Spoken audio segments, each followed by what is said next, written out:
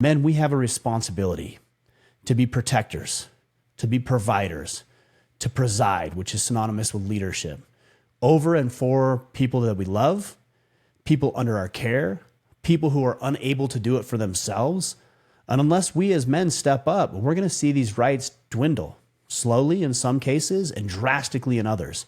And don't for a second think that just because America is the powerhouse that it is, that there can't be just some moment in time that threatens that. We saw that on 9/11.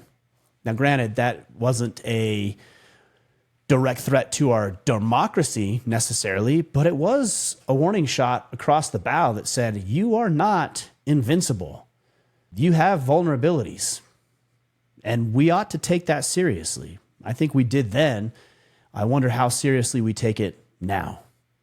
Guys, your job as a man is to be a protector, a provider, and a presider. And unless you're doing what you need to be doing, you are not doing your family justice. You are not doing your community justice. You are not doing the people under your care justice. What we need to do is we need to go out and make ourselves healthy individually. We need to go make ourselves financially free.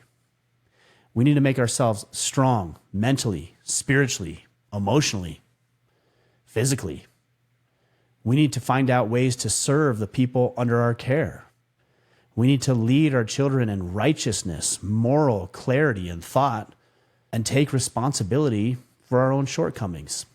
That isn't fun. It isn't enjoyable to recognize that you individually and personally have deficiencies. It isn't always fun and enjoyable to recognize that your city or town or village or province is as good as it could be. It isn't as good to acknowledge that maybe you don't have the close friend circle that you ought to, but unless you're willing to acknowledge the truth that we don't have everything figured out, that we do have vulnerabilities and we do have areas for improvement, then we will never improve. We've spent centuries at this point resting on the laurels, the coattails, riding the coattails of other people. And as much as I would like to just reap the benefits of somebody else's effort, we don't get to do that for very long.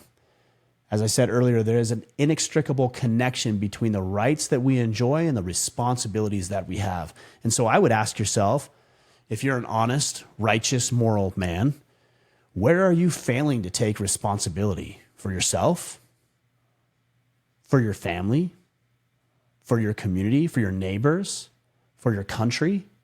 It's easy to say, oh, somebody else will do it. It's easy to say, that's not my responsibility. Well, you know what? It is your responsibility if you hope to enjoy the freedoms that you have previously enjoyed.